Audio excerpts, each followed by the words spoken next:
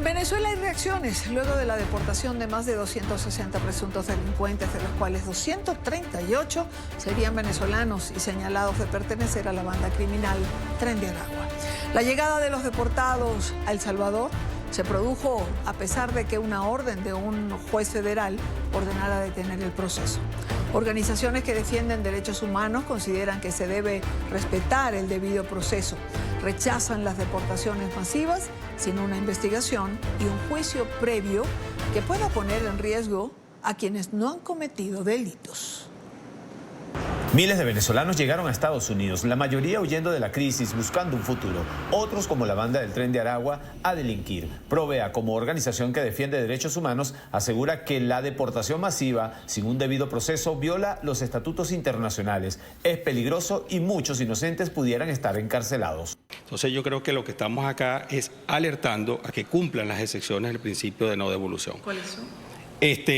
Tiene que haber una investigación, ¿verdad? Tiene que haber un juicio justo, debido proceso y una condena firme. Un juez federal había impedido al presidente de los Estados Unidos invocar la ley de enemigo externo. Sin embargo, la deportación se ejecutó y traerá consecuencias. Conlleva una serie de dificultades y de unas connotaciones que pueden incurrir en una violación masiva del debido proceso.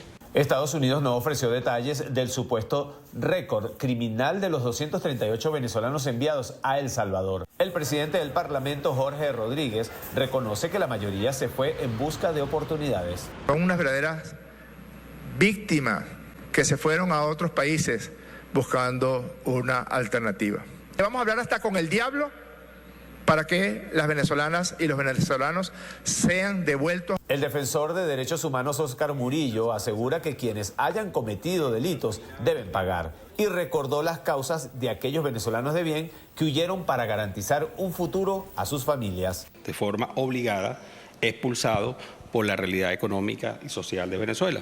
Eso tiene un origen, pues evidentemente el modelo político encabezado por Maduro, el cierre del espacio democrático y la falta de garantías judiciales. Desde el movimiento estudiantil condenan y piden castigo a quienes les comprueben que son de la banda Tren de Aragua y respeto a quienes no han cometido delitos. El que es culpable y el que haya delinquido, bueno, que le caiga todo el peso de la ley, pero que a los venezolanos que sean inocentes y que solamente estén buscando en otros países las oportunidades que aquí un gobierno se las negó, se les permita tener el debido proceso y volver a su país o estar en cualquier parte del mundo que le permita desarrollarse como un ciudadano pleno. El gobierno del presidente Donald Trump responsabiliza a la administración de Nicolás Maduro por la presencia de la banda criminal Tren de Aragua en territorio estadounidense.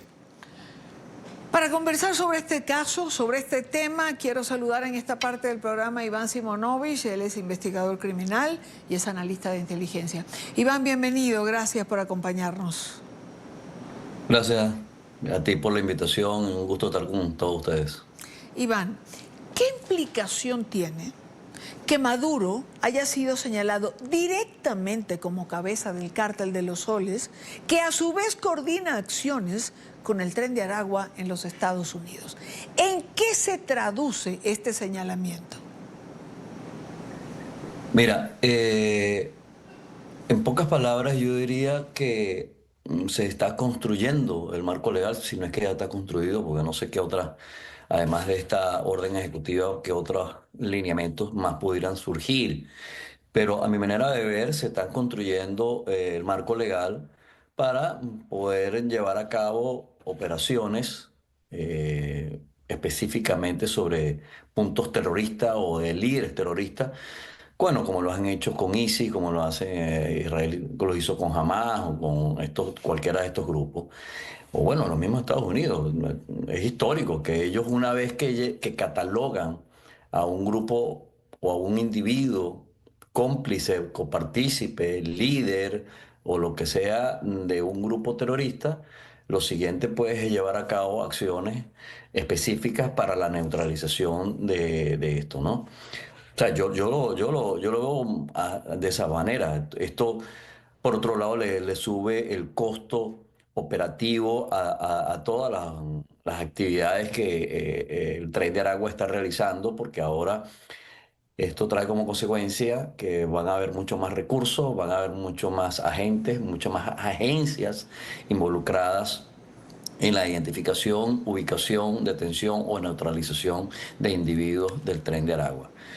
Entonces, mira, esto que salió este fin de semana es, yo creo que históricamente algo que no sé cómo llamarlo, porque que Venezuela tenga, porque o sea, esto estamos acostumbrados a verlo con grupos terroristas de Medio Oriente, pero que suceda en un país, en el mismo continente americano, que le den esa clasificación al Tren de Aragua, pero además de eso también se la ponen al cartel de los soles y ponen del jefe del cartel de los soles, a Nicolás Maduro.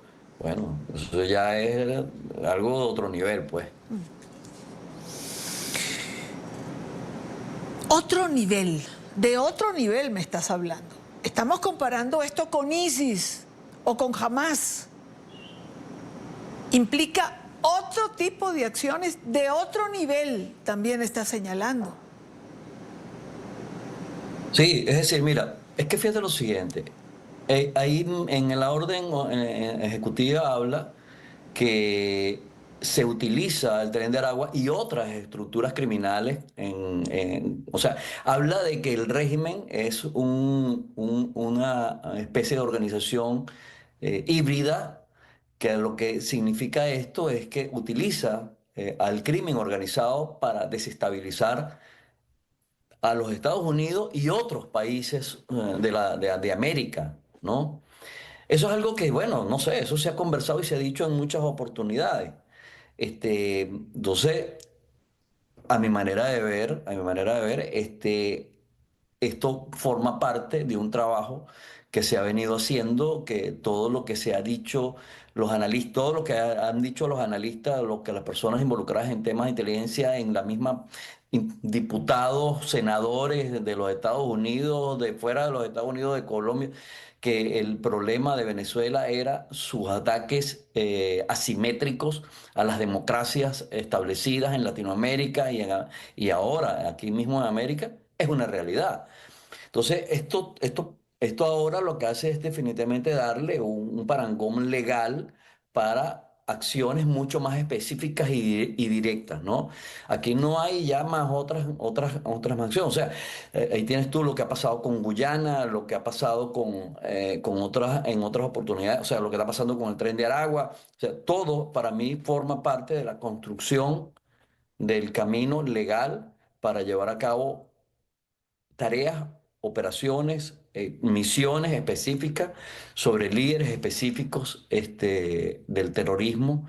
Y ahora en Venezuela, que Nicolás Maduro es el jefe del terrorismo, pues se convierte en un objetivo militar.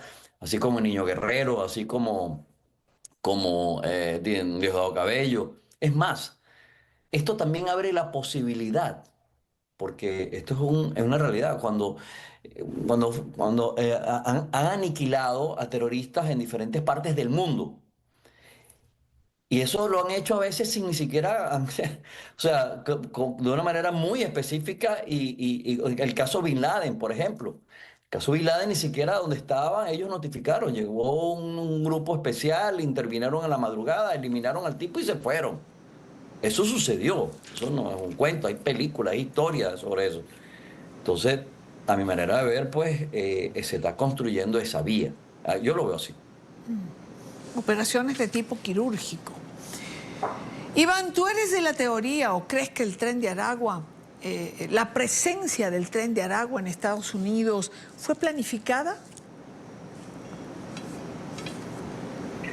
Mira, esto te lo puedo decir con total y absoluta seguridad. El Tren de Aragua se convirtió en el brazo operativo del régimen de Venezuela en todos los procesos de desestabilización en Latinoamérica.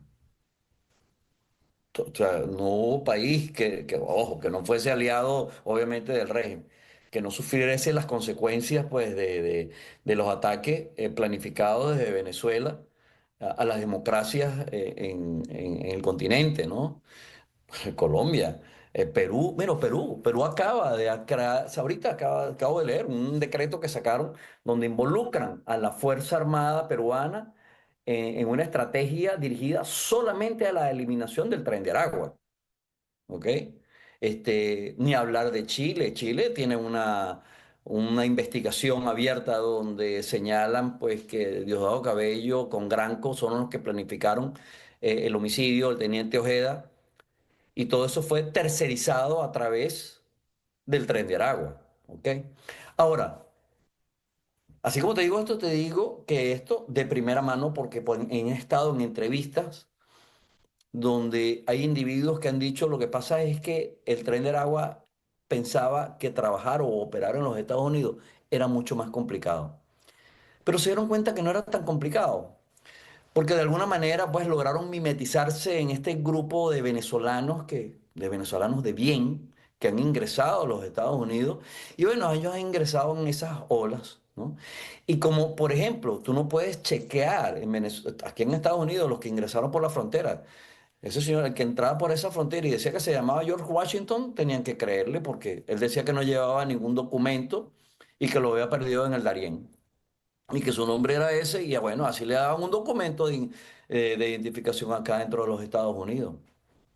Parte de las cosas que yo eventualmente he hecho es colaborar a través de gente que tengo en Venezuela para identificar personas que han sido detenidas y que definitivamente sus nombres no coinciden.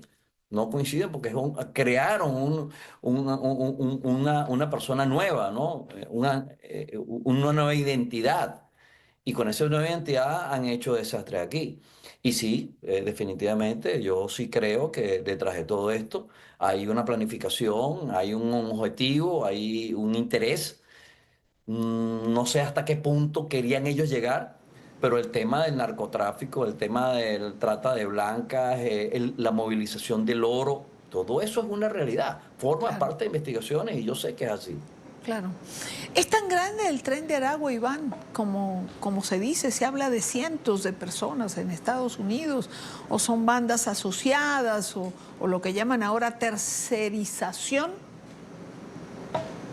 Fíjate lo siguiente, o sea, a medida que nos hemos involucrado, que hemos avanzado en investigación y que nos hemos eh, podido conectar con individuos que han estado muy cerca de estos grupos, nos hemos enterado de cosas como, por ejemplo, un grupo que se llama el Antitren. El Antitren eran los que eran del tren, ¿ok?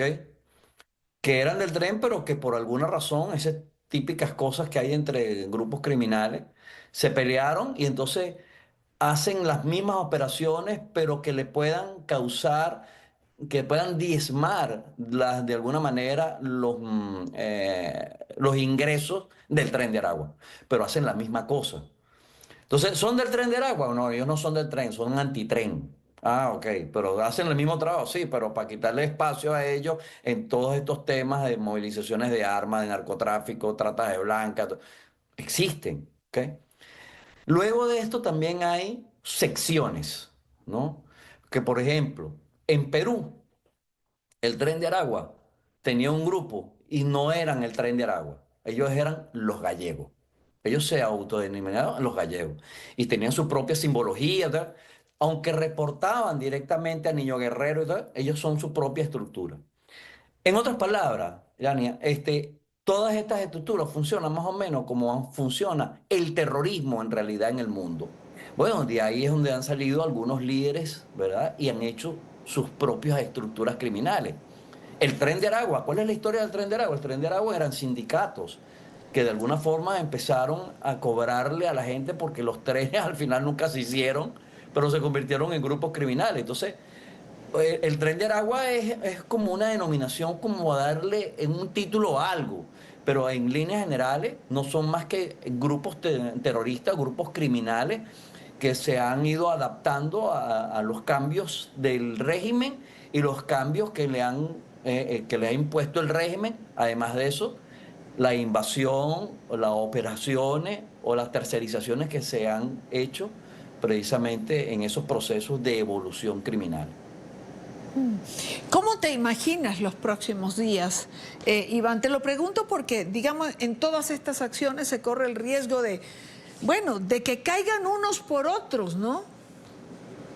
Mira, fíjate lo siguiente,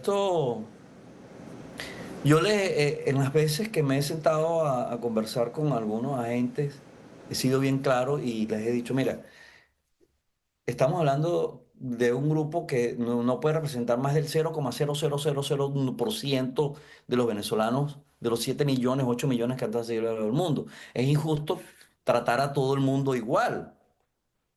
Entonces, por eso trato de conseguir, en mi caso específico, de ayudar con la mayor cantidad de información posible. Ahora, lamentablemente, Irania, también aquí, como pasa en las líneas generales con esa viveza latina muy posiblemente lleve a algunos que no son del Tren de Aragua a que sean estigmatizados. Yo voy a poner un ejemplo. En una oportunidad, un muchacho me estaba mostrando una moto, que un muchacho venezolano que me reconoció y estábamos conversando, y entonces me estaba tomando un café y me dice, mire mi moto, comisario, y tal. Entonces, y yo veo que la placa la tenía como doblada, ¿no? Y le dije, oye, mira, tienes la placa doblada, o como, no se ve. Me dice, "Ay, comisario, si la placa se ve, cada vez que yo pase por el toll, que son los peajes, me cobran. Entonces yo la doblo y no me ven. El día que te agarre la policía te va a meter todas las multas que nunca pagaste. ¿Entiendes? Entonces es allí donde tú abres el espacio para que entonces un oficial se ponga creativo y diga, otro venezolano, Tren de Aragua. Eso es lamentablemente lo que a mi manera de ver pudiera suceder. De resto, yo no tengo la menor duda que las personas que de bien, que se han portado bien, que han hecho todas sus cosas legales, que viven, como pagan sus impuestos, qué sé yo, no van a tener ningún problema en esta gran operación que se está llevando a cabo acá en los Estados Unidos. Es Iván Simonovic, investigador criminal, analista en inteligencia. Iván, muchísimas gracias por acompañarnos. Gracias a ustedes por la invitación, que tengan feliz día.